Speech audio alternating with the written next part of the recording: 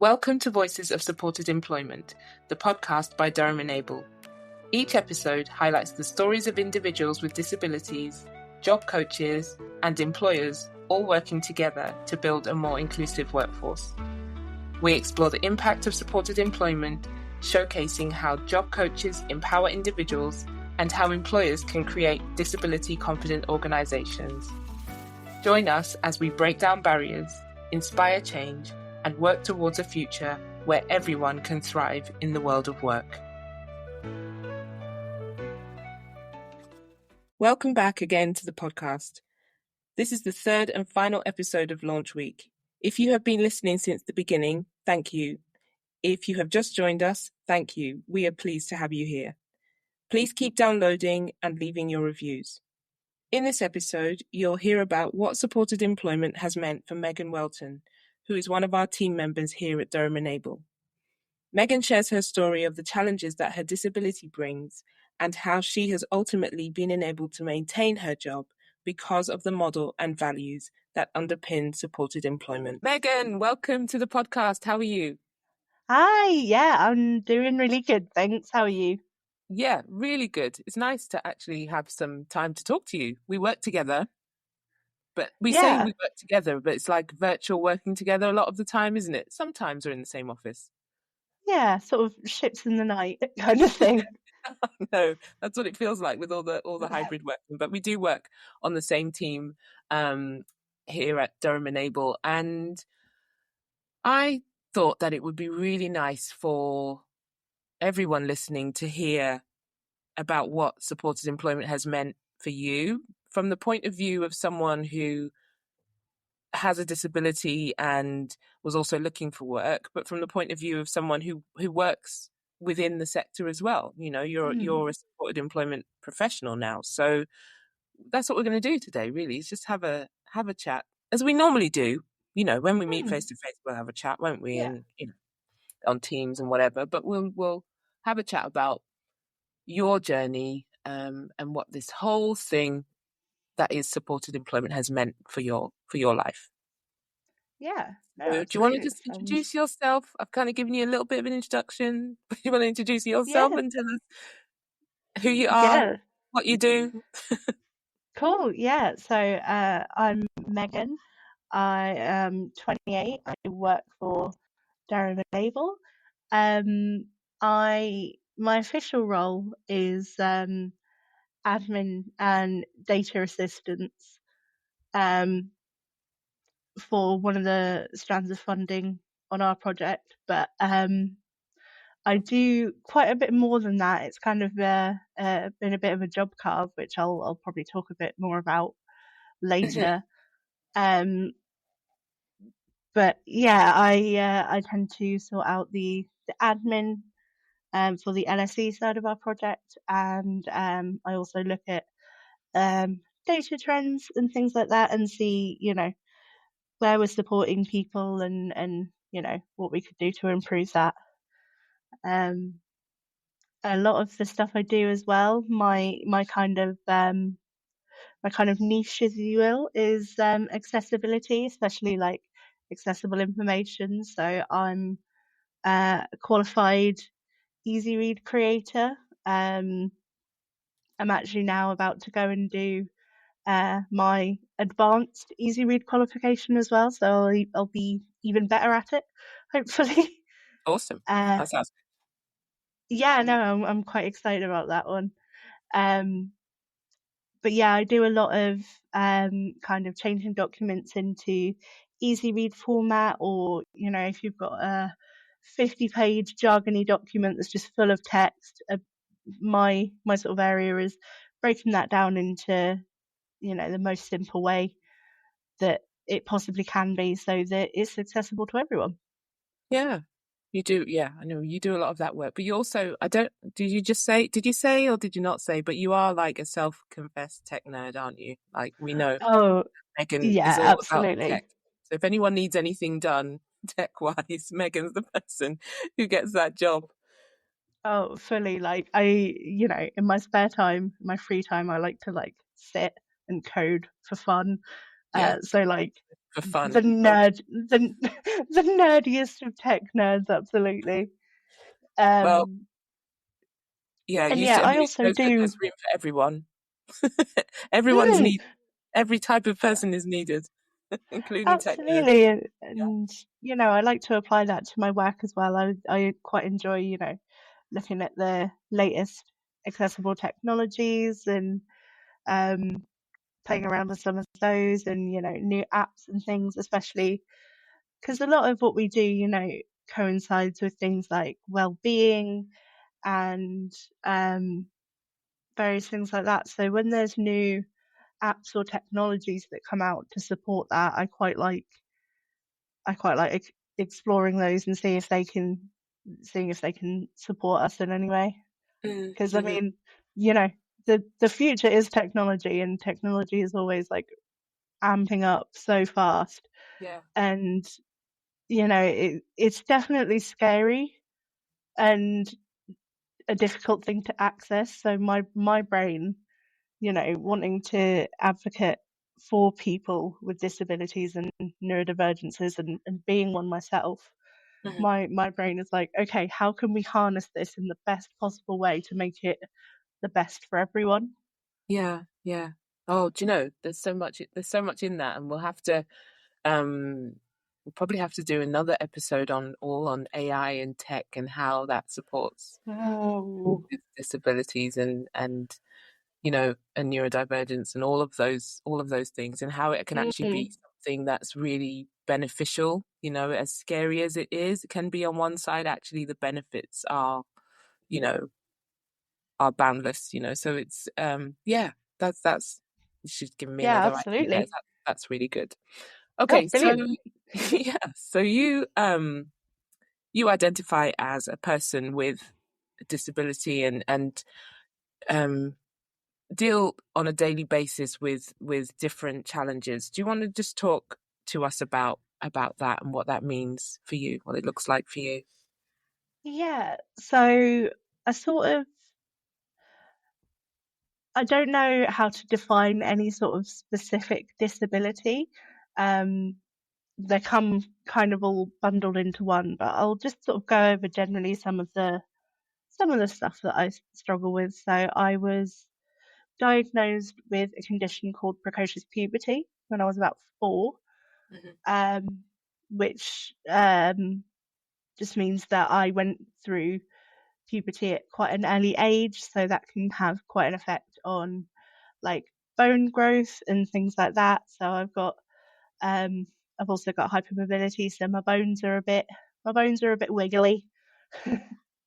um I also was diagnosed around 12 years old with OCD, which is obsessive compulsive disorder, um and alongside that anxiety and depression, um and those have had sort of like quite a big effect on my life. And then Um, most recently, actually, I've come to the understanding that I am autistic and possibly ADHD, but sort of going on that journey. So a few physical challenges, especially with things like walking too far, especially with the hypermobility. If I'm having a particularly, bone floaty day, that Hmm. can be quite challenging. Um, the OCD is pretty all encompassing.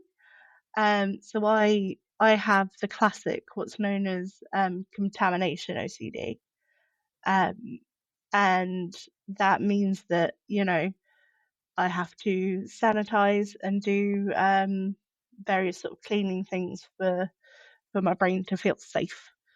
Hmm. Um, and with the autism, um, obviously things like masking and just the whole sort of perception of the world really is just a bit different than the non-autistic people. Um, I need a lot of time, when I come away from work, I need a lot of time to decompress. I sort of struggle with conflict and things, and feeling like I'm letting people down a lot, even though it's like that kind of inner saboteur kind of thing. Um, and it's been quite an interesting revelation recently. Um, I have a colleague, Carol, um, who calls it detangling the Christmas lights, and that's just, I love that phrase. Yeah. Um, because a lot of the things that I once understood to be my OCD um, are now possibly autism. So, like a great example I can give of that is so laundry. So I have trouble touching laundry that's been worn, which is fairly understandable from an OCD point of view. Mm-hmm. Um, but then when the laundry's done, I still would struggle to take it out of the washing machine. Mm-hmm. And I always thought that was just sort of the whole thing was an OCD thing. But actually, now thinking about it, the wet laundry is more of a, a sensory issue that's aligned with the autism. So the touching of it, the dirty laundry initially is the OCD, and then the clean laundry is wet fabric, which is a sensory Mm-hmm. um, difficulty for me. So there's an interesting journey that I'm working through at the moment of sort of trying to pick apart which is which. Yeah. Um, not that I need to, but it's an interesting sort of thing trying to work out. If I know where it's coming from, like if it's a sensory thing, I can sort of um understand that and work with that a bit more than I can, say, the OCD. Mm-hmm. So Mm-hmm. yeah, that's an interesting journey that we're going on at the moment.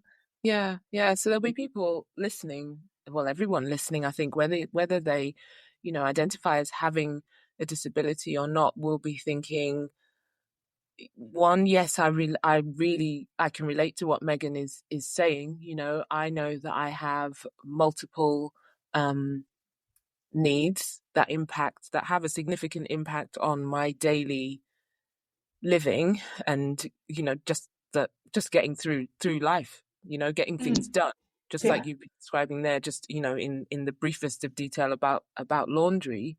And there'll be others who don't necessarily have the number of needs that you've outlined there, but then are also thinking, well, how can anyone who goes through that or is experiencing that, how can they work, how can they um get get by, they Mm, might well have aspirations, but how is that possibly going to mean that they can work and sustain employment? So when you started to you were diagnosed, or you started to receive diagnoses of different things, you were yeah. quite young. And Yeah. those, then they started to kind of come in and pile in as it Mm. were, and people started Yeah. to, oh yeah, and you have this, and there's this issue, and there's that issue. um and you go through school, and then the next thing is to start looking, okay, what am I going to do as a career? Can you tell Mm. us about kind of your early experiences of looking for work, and maybe being in the workplace? What did that look like with as someone who had very, prominent additional needs even at that early stage?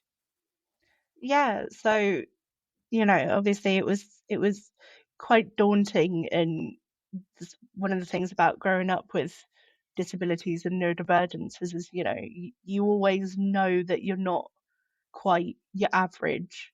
So Mm, in the back of your mind, as you're progressing through school and sort of upper education, you're already acutely aware that there are more challenges there for you, mm, even if you don't quite know, obviously, because I haven't come to the understanding that I was autistic until recently. There was still, even though I couldn't pinpoint what it was, there was still always that, I awareness that I was a bit different.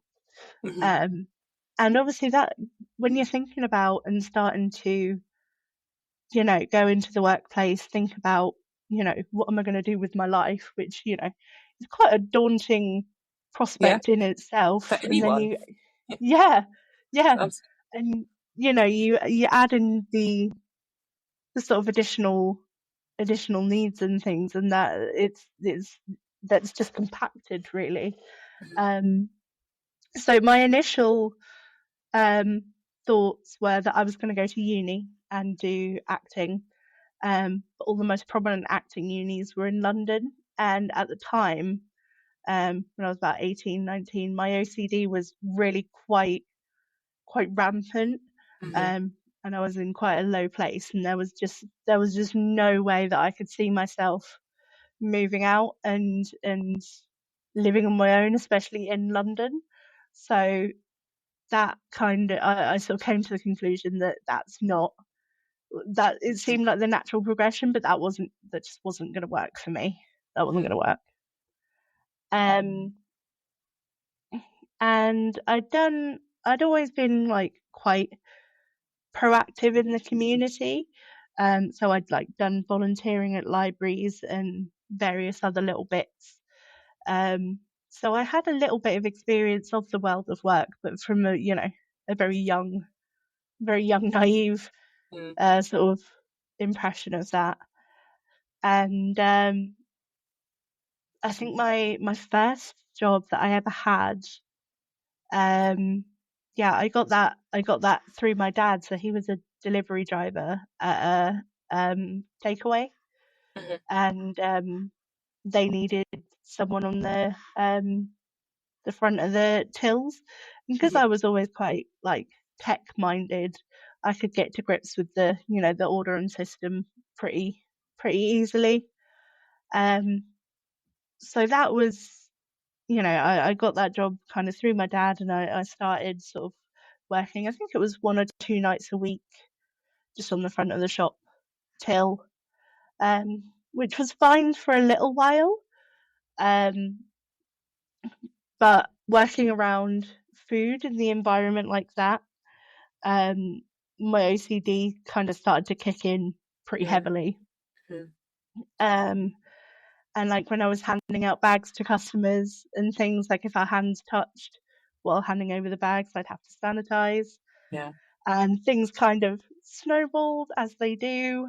Um, and it got to the point where I was really, really dreading going into work because I knew, but next day my hands were going to be all chapped with the amount of sanitizer I was using.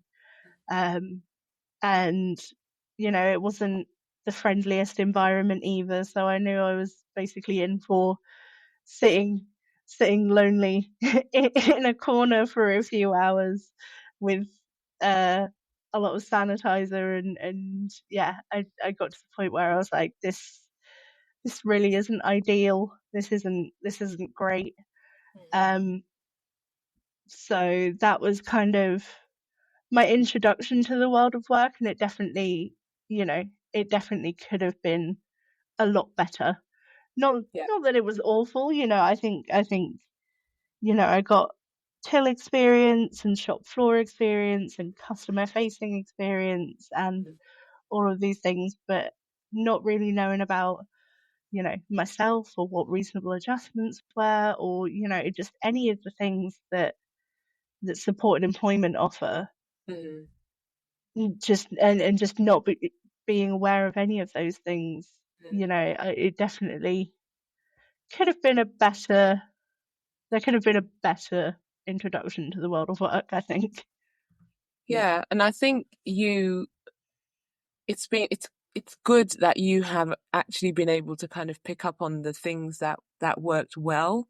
Any Mm, people listening to that story and thinking about Megan in her first job, with food service and OCD, would think mm. that is horrendous. And at times, I'm sure it probably felt really bad, but actually Oh yeah. that you've been able to pick out the things, the ways in which you were able to develop some skills even through something that was really difficult. um Mm. that there's a lot of people that we work with on our service, and I'm sure supported employment services up and down the country, that will work with people who have had really quite bad experiences at work, because people didn't know about their needs, or and they maybe haven't understood enough about their needs to be able to ask for the help. um but I guess what you've shown there is that maybe that person who's listening now, who's can relate a bit to your story, is thinking, well, actually, maybe I can see where the positives are, and gather those points up, those things up, Yeah. and move forward with them. So that has been really, really helpful for you to say that.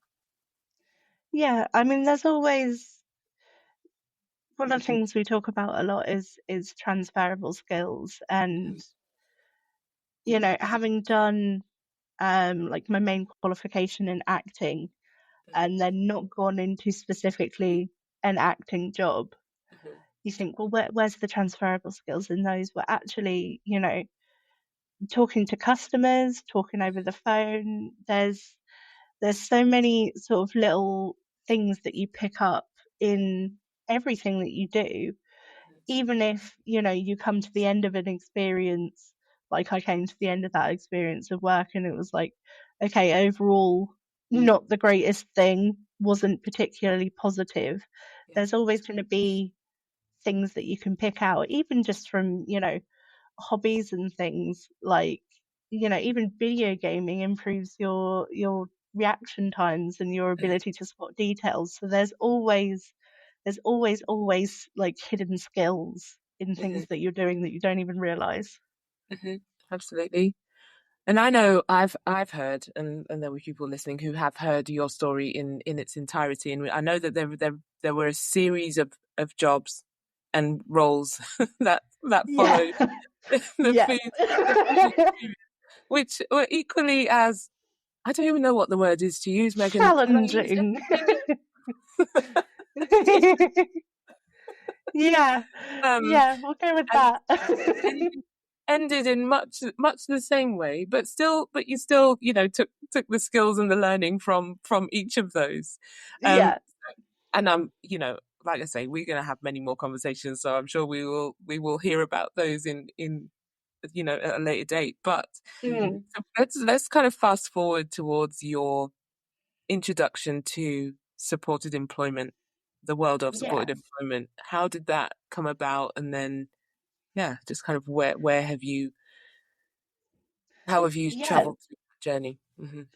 So obviously Durham Enable is a service that runs in the northeast, Durham specifically. Um, and I'm not a northerner. So I actually moved up north uh, from Norfolk probably about 4 years ago now. Um, and I wasn't in employment at the time. And it was just off of the back of, I think it was the second COVID lockdown. Mm. Um, so it was quite a rough time for people and well-being in general.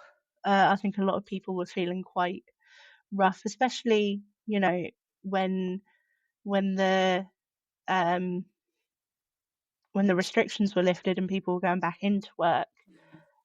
There was definitely quite a monumental shift, I think, in people's perceptions because a lot of people have been working from home and things. Hmm.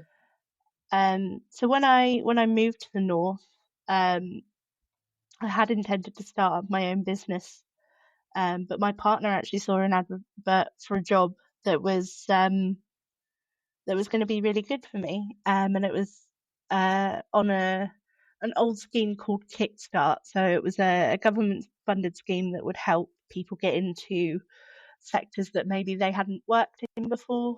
Hmm.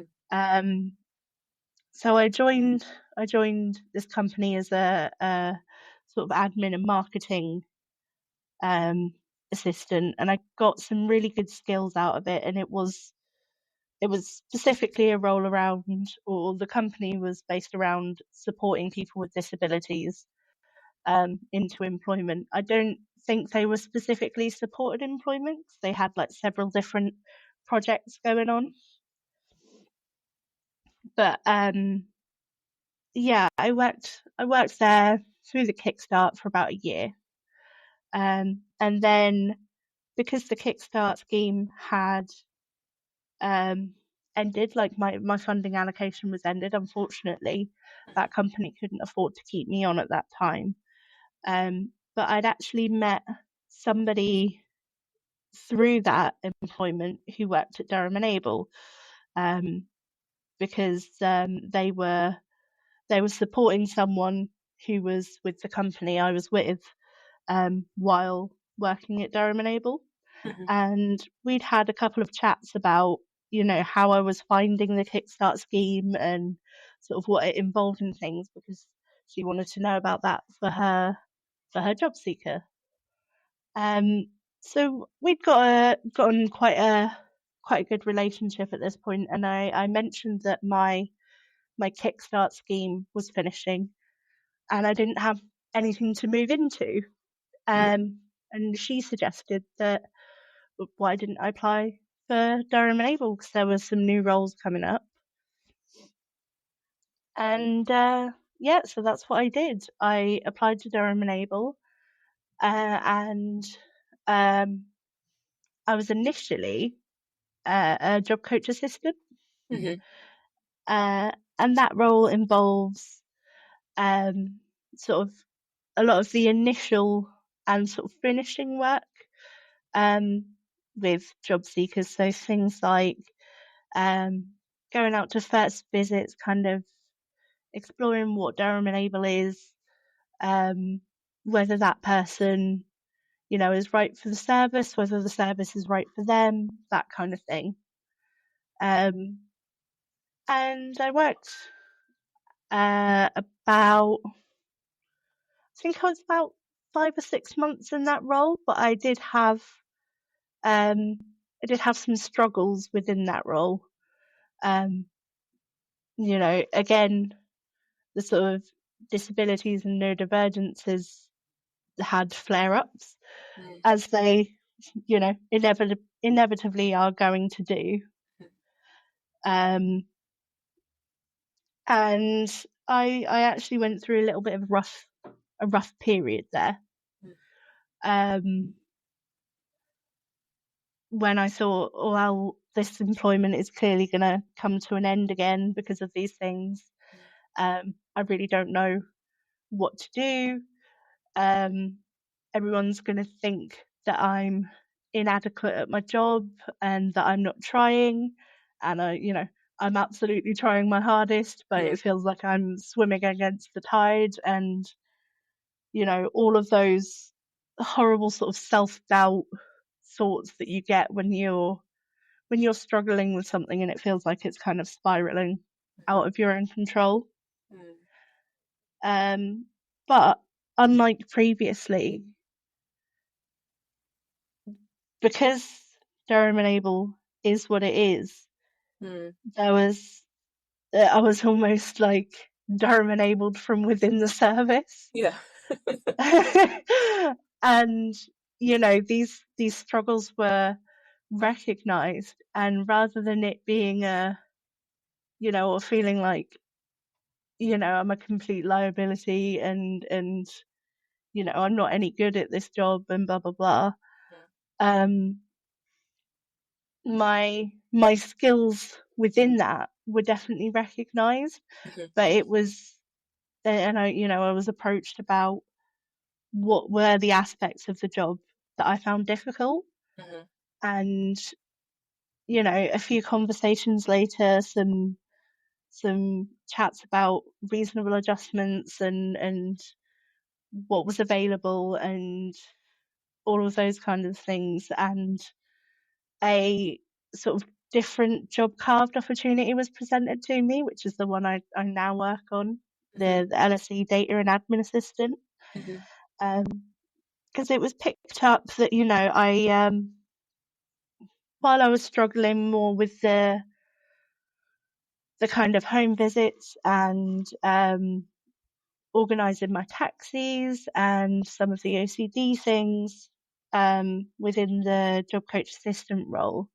I was always thriving when I was doing things like um, updating the back end part of it, the admin, and we were trialing some workshops at the time, and I'd created some posters for it, and there were and spreadsheets and updating things like that. So there were, all of these skills that I had, Mm-hmm. and not to be big headed, but I'm very good at, had been noticed. And instead of it, that sort of, okay, well, this employment clearly isn't working out for you, goodbye. Mm-hmm. It was here's this new opportunity that's coming up for a data and admin assistant, but we can kind of job carve it into not just data and admin. You can, we'll have a look at things like easy read Mm-hmm. and, you know, presentations and, helping people tweak various presentations, doing employer engagement with my lived experience. Even things like this podcast, there are those transferable skills were kind of picked up on, Mm-hmm. and I had my role carved for me. Mm-hmm. So yeah, I definitely was. I was Durham enabled from within. Wrong with it. Yeah. And that honestly, it's so I hear it all the time, and it's so so lovely to hear. Like you, I know there are people who would think, well, you're a supported employment service, so why wouldn't you do that? But I think people would Yeah. be surprised as well at, the fact that there are organizations who possibly, profess to do the work Mm. we do on the outside, but within it's very different. And I know that Yeah. your experience and the experience of others within our team is not the same, and has not been the same for lots of other people. So it is important that you talk about the fact that within a supported employment service you have yourself been subject to that to that process Mm. of being sat down and being recognized for your strengths. Recognize that there are difficulties, and we'll talk lots more about what job carving actually looks like and things like that. But it was Yeah. recognized that you were having difficulties, but your strengths were also recognized, and then that has been they have been used and molded to create the role that you're in now, in which you are absolutely thriving. So it's Thank you. I think it's really, really good that we can celebrate that as a service, and kind of anyone who wants to know how to do that. I mean, just get in touch, and we'll we'll show you Yeah, how. absolutely. You know, It's and it's the difference, I think, between, thinking, well, this isn't working, so it's going to have to come to an end, versus, well, this isn't working, so I need to go and chat to someone. And, as someone with a disability and neurodivergence, you know, even on top of that, I think it's very difficult to ask for help and not just get Mhm. into those spirals, Yeah. especially when you already know that you're coming from a place that has additional needs. Hmm. And there can be that fear of like, oh, I don't want to be a burden, I don't want to go, ask for all this additional stuff. So it's, there is a sort of a historic tendency for disabled and neurodivergent people to ask for their sort of discuss their needs less, because you kind of already know that you're coming in with them, especially Absolutely. if they're very, especially if they're very visible. Mm-hmm. um Hmm. and that can be tricky because you don't want to go and ask for that help, Yeah. and potentially make things even worse. Hmm. But having that difference between, okay, this isn't working out, so I'm going to just leave before everything gets worse, Yeah. versus, Hmm. okay, this isn't working out, so let's sit and have a conversation on why, and work out, where you can use your skills, and the reassurance that came with that as well. Like, because obviously that was quite a big knock to my confidence in that Mhm. I thought I was going to lose my job, Yeah. and how do I pay my rent? How do I do all these? How do I do life after not having a job? Mhm. So it coming with the reassurances of no, actually, we've noticed you can do this and this and this, and these are your skills bases, was really powerful as well, because when you're fighting that hard against the spiral of, oh, this is getting worse and worse and worse, Mhm. it can feel like nobody is recognizing the really positive things that you are doing within that, Yeah. Yeah. and having that reassured to you and then crafted for you is life changing. And I know it changed my life, Mhm. and I know that it is consistently changing the lives of the people that we support as well. And I don't say that lightly, Mhm. and I'm probably a bit biased because I work We I can work be for Durham absolutely. Enable. It's our podcast. We can be as biased as we want.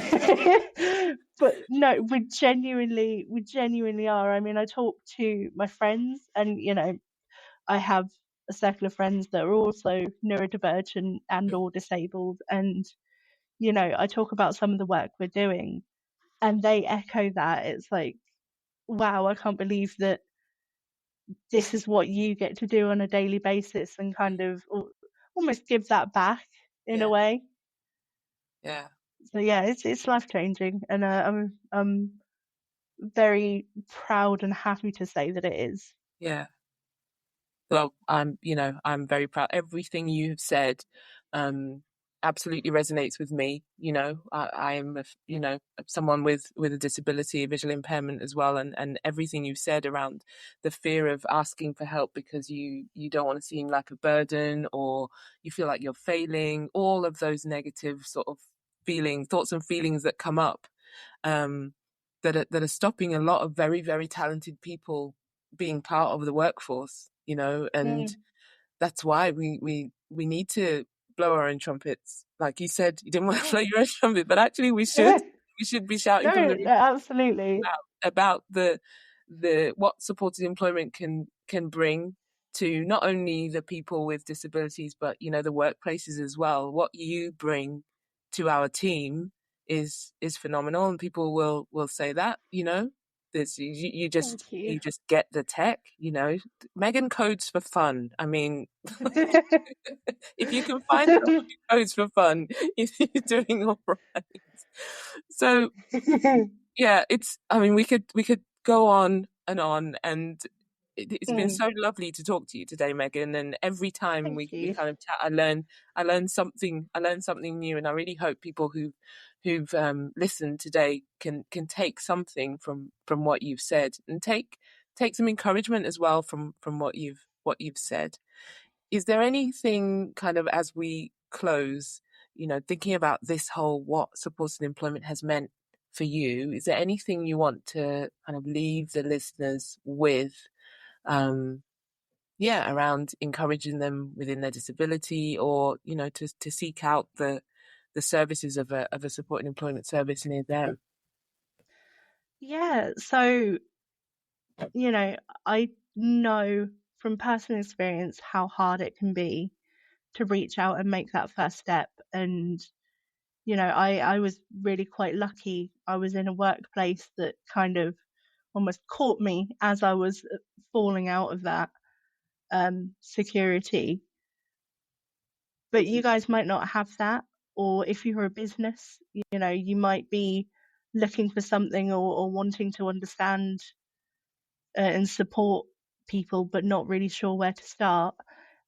That first step can be terrifying, but genuinely, I would, with my whole heart, encourage you to reach out, especially, you know, at, to Durham Enable if you're Durham based, because, we're all, again, I'm biased, but our team is fantastic, and we're here for you, and we want to find your skills and work out and help find where you sit and where you shine and where you're excellent, which, is the same thing that I'm doing now. And without, the help from my managers and people within the service, I wouldn't have been able to do that. And they can do that for you as well. So please, genuinely, if you're even considering it, just get in touch. There's nothing more to say. You're helping us kick off this podcast in an amazing way. So thank you for being so honest and so open with your story.